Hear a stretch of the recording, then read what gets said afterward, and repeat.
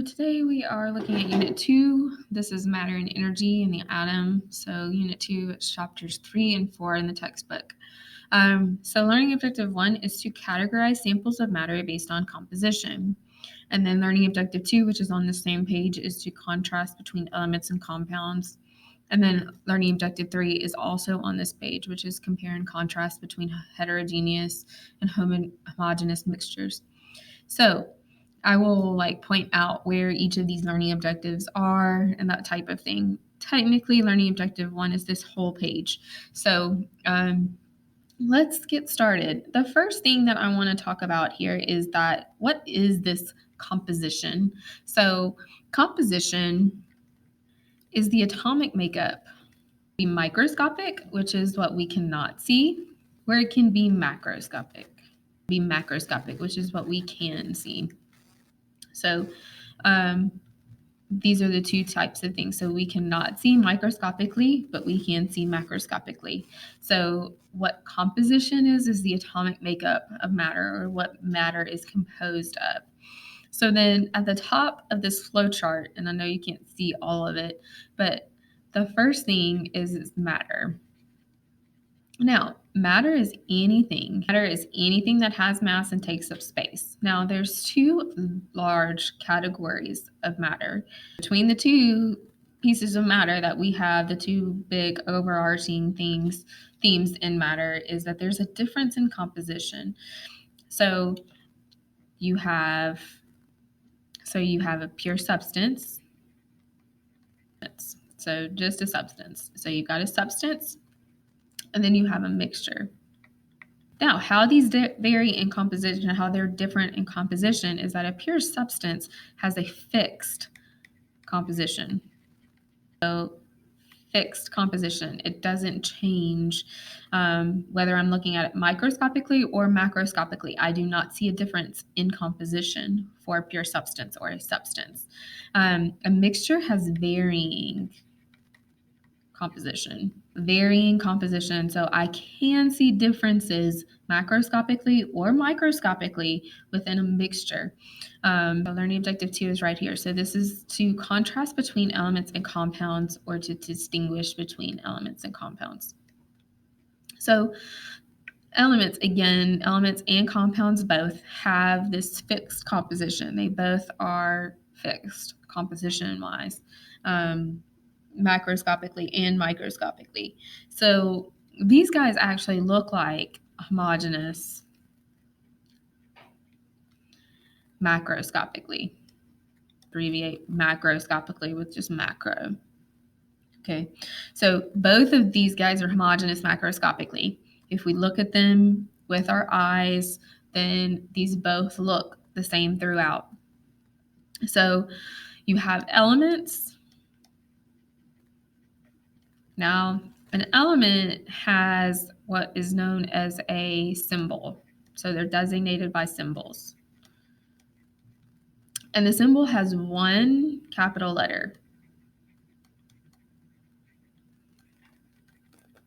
So for instance, AU, CL. That's not CI, CL.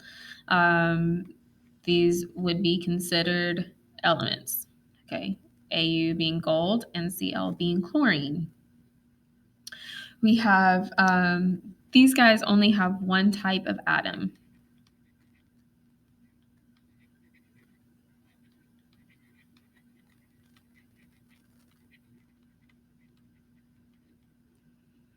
So these guys only have one type of atom. That's it, just one type. One type of atom. So these guys have one type of atom. And then we have compounds.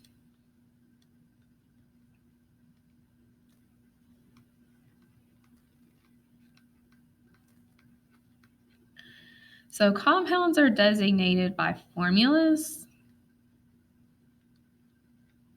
These have two or more capital letters.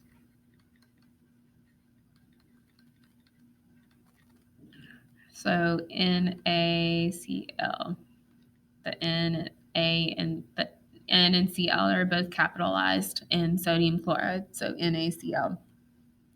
These are composed of 2 or more atoms. Now, this is in fixed composition, which means that their amount, so their percentages in each of these stays the same. So it doesn't matter if I pull water from one place or another place, it's still going to have the same composition. Okay, so which is about 89% oxygen and about 11% hydrogen. So fixed composition, you can also say that this is definite proportions. So now, let's look at how these guys look at the microscopic level. So if I have hydrogen, let's just say I have hydrogen for this guy. Hydrogen would be 2 little dots that are right beside one another. Because hydrogen is actually a diatomic element, which means it's bound to itself. And then let's say I have water. So oxygen's going to be red. So again, looking at these microscopically, these guys only have one type of atom in there. So there's only one type of atom. Now, this guy has 2 types of atoms in there, as you can see the red and the blue, but there's no change in these, right? There's always 2 blue atoms for every 1 red atom. So it's only one substance. So we can call this a molecule, one type of molecule. Okay, so one type of molecule, one type of atom. Now, again, both of these, if I looked at them macroscopically, they would look the same throughout, right? So then learning objective 3 would be on this side, which is to kind of distinguish between, compare and contrast between a heterogeneous and homogeneous mixture. So homogeneous mixture or homogeneous mixture is also called a solution. So a solution, so a homogeneous mixture or a solution shows no difference in composition macroscopically, but we can see the difference microscopically. These are usually designated with a plus sign. So usually I'll have a plus in between 2 things, and that's going to designate a homogeneous mixture or a solution. Okay. And then we have a heterogeneous mixture, or you can just call this as the mixture, right? So since we were calling homogeneous solutions, we're going to call a heterogeneous mixture just a mixture. So heterogeneous. Okay. So heterogeneous is going to show a difference in composition macroscopically.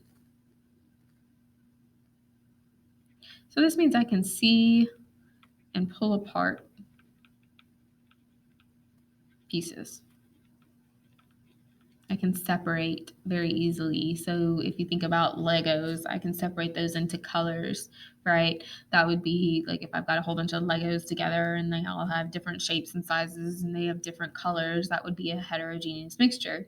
And then if I pulled those Legos apart and I put them into their categories with their size and their shape and their color, then that would be me separating those heterogeneous. Right. Looking at these guys, okay, I'm going to have with microscopically. So remember, this is all microscopically. Okay, so microscopically, I'm going to have like a whole bunch of different things in here. So there's one type of atom. Then I can do a second type of atom. I could possibly do like a third type of atom. And this is all mixed in together. So I can see 3 different types of atoms, but they have different compositions. So if I cut it this way right there, then I'm going to have a different composition than this way. So again, I've got 3 different atoms here, 3 different things in here. They're not bonded together. So notice how these guys are bonded together. So I have one thing in this, whereas I've got 3 different things in here and they're not bonded together. And then the other, so like macroscopically, so like if I'm looking at this microscopically, I could have a distinct area, one type of atom. And then I can have another distinct area of a different type of atom. So if I look at it, I can see big differences in the composition and how it looks, right?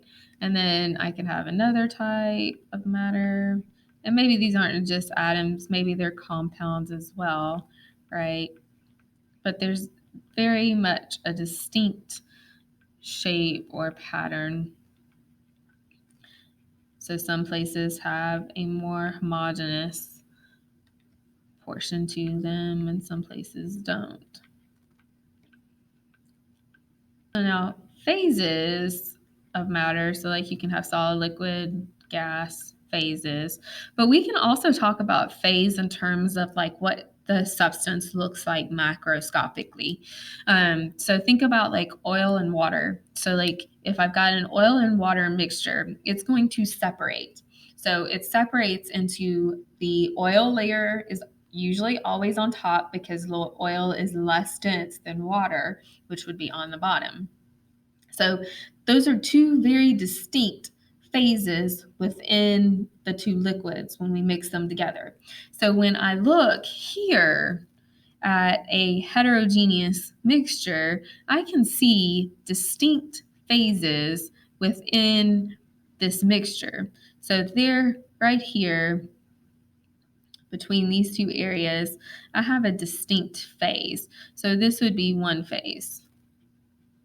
And then I could have another phase like with the pink, right? So these are 4 essentially different phases. In